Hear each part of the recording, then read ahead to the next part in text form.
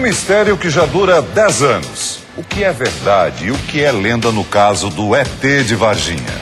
O episódio mudou a cidade mineira, que hoje fatura com o turismo. A reportagem é de Afonso Mônaco. 20 de janeiro de 1996. Os moradores da cidade de Varginha, localizada a 313 quilômetros de Belo Horizonte, são surpreendidos por relatos estarrecedores. O objeto era do tamanho do micro-ônibus. Certo. Tinha uma cúpula, tamanho do micro-ônibus, e estava coberto por uma camada de fumaça clara, sabe? Por volta de 1h da madrugada, Eurico e Oralina acordaram com o barulho do gado correndo desesperadamente pelo pasto. Saí na janela e avistei, né? Daí chamei ele. O casal afirma ter visto um objeto voador não identificado. Eu não sabia o que era isso, objetos terrestres. Depois o povo comentou, veio as fotos, a gente vê tudo, aí deve ser. Outras testemunhas revelam momentos ainda mais surpreendentes. Nessa reportagem feita em 96, 2 jovens afirmam que estiveram frente a frente com um extraterrestre. Ele estava assim redondo, sabe? Forte, às vezes estufado, marrom, assim, corpo todo, parecia que tinha passado sabe, lubrificado, suado, olho, careca. Os olhos dele eram vermelhos, com uns negócios na cabeça. Poucos dias depois da suposta aparição, acontecimentos inexplicáveis trouxeram ainda mais apreensão aos habitantes de Varginha. Um dos fatos mais misteriosos envolvendo a passagem dos ETs na cidade de Varginha aconteceu aqui no zoológico da cidade, exatamente neste local. Verdade ou mentira?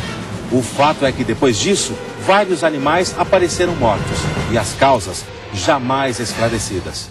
Uma anta, uma jaguatirica e 2 veados. Os 4 morreram num prazo de 10 dias. A necrópsia feita por este veterinário apontou morte por apodrecimento do estômago e intestino dos animais. Os laudos não acusaram a presença de nenhuma bactéria mortal. Poderiam ter ingerido alguma substância química, mas o que acontece? Como é que animais que ficam em locais diferentes, que são de espécies diferentes, que se alimentam de alimentos diferentes, ingeririam isso? Entendeu? Isso leva à suspeita. Isso leva a uma suspeita de que alguma coisa diferente aconteceu. Outro caso de morte sem explicação foi o do policial militar Marcos Xerezi, de 23 anos. Ele foi internado em março de 96 num dos hospitais da cidade. Queixando-se de fortes dores nas costas, morreu 4 dias depois de infecção generalizada. O pai dele, até hoje, não se conforma com a morte repentina do filho. Eu sou um homem hoje que vegeta. A história do extraterrestre pode ter simplesmente escondido um erro médico, é isso que o senhor está dizendo? Olha, tudo eu acredito assim, que seja segurança nacional. Marcos Xerezi fazia parte do serviço reservado da PM Mineira, o P2. Ele disse que estava numa missão especial da polícia, portanto que não era para comentar sobre o caso, porque esse caso iria dar muito pano pelas mangas. Quer dizer, isso iria dar muito o que falar futuramente. Segundo a irmã, a missão era relacionada à chegada de extraterrestres, fato já esperado pelas autoridades. Eles sabiam antes dessa invasão. Quanto tempo antes? 9 dias antes. Dia 11 eles já sabiam que ia invadir o espaço aéreo brasileiro um objeto não identificado. Queria cair na região de Minas Gerais, só que não sabia o local exato onde iria cair. Jamais a Polícia Militar estaria trabalhando em investigação de algo que ainda iria acontecer. Isso a gente não faz. Este é o local onde um extraterrestre teria sido visto na parte da manhã e inclusive teria sido capturado pelo Corpo de Bombeiros. O outro, na parte da tarde, teria sido visto lá em cima daquele morro.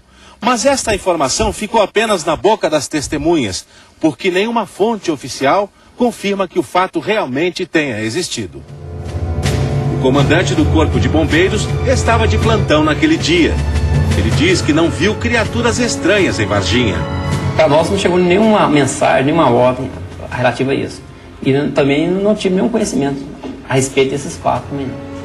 O ufólogo americano James Hurtak, autor de 20 livros sobre o assunto, fala sobre um acordo entre Brasil e Estados Unidos de apoio ao Comando de Defesa Aeroespacial Americano, o NORAD. Ele diz que, através deste acordo, a Polícia Militar e unidades especiais do Exército Brasileiro foram alertados de que um veículo espacial não identificado havia saído da rota original e entraria na região de Minas Gerais.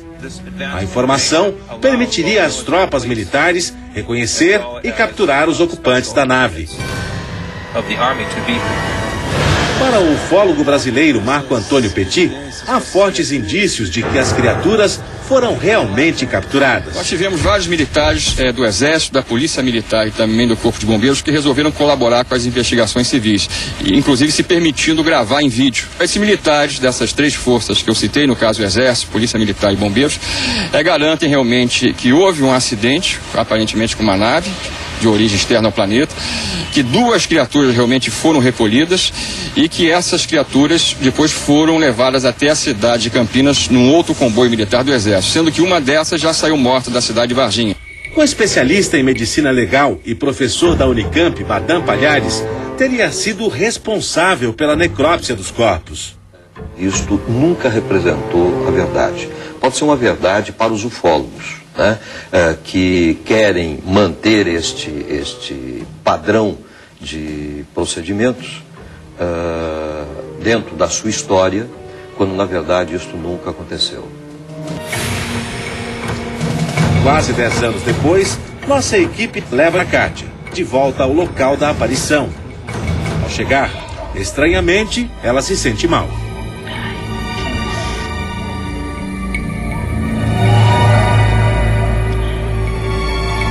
Depois, Kátia relembra a experiência que marcou para sempre a vida dela. Aí a gente estava passando nesse trio, né? E avistamos uma coisa horrível, né? Uma coisa que eu não posso dizer que é desse mundo, porque eu nunca vi uma coisa assim na minha vida, né? Não tinha visto até então. E a Liliane, muito nervosa, né? Na hora que avistou, que estava na minha direita e a outra na minha esquerda, e eu no meio. Aí gritou, que coisa horrível ali.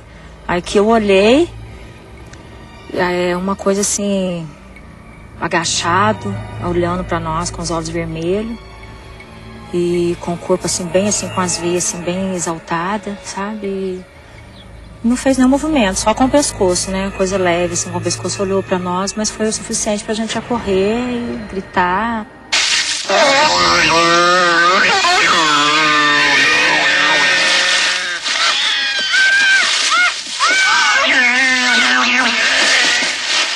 Cenas parecidas podem ser vistas nas telas do cinema e da TV. Um exemplo é o filme ET, o Extraterrestre.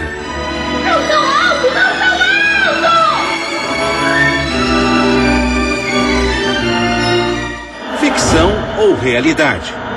O fato é que Varginha ganhou fama mundial por causa do episódio. E a prefeitura achou um jeito de atrair cada vez mais turistas para a cidade. Espalhou um monstrinho de olhos vermelhos por vários locais. Construiu até uma enorme nave que fica iluminada durante a noite. Nem os pontos de ônibus escapam de lembrar a aparição do ET. Isso aí é um grande merchandise, né, para atrair turista para a cidade. A cidade ficou conhecida, né, até mundialmente. Realmente, Varginha cresceu nesse episódio. A verdade é que até hoje, o caso de Varginha é objeto de análise de especialistas no mundo inteiro. Os ufólogos garantem que não se trata de uma simples coincidência.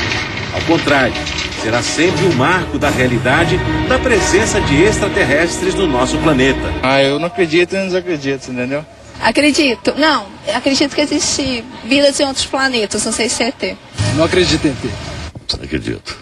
Piamente.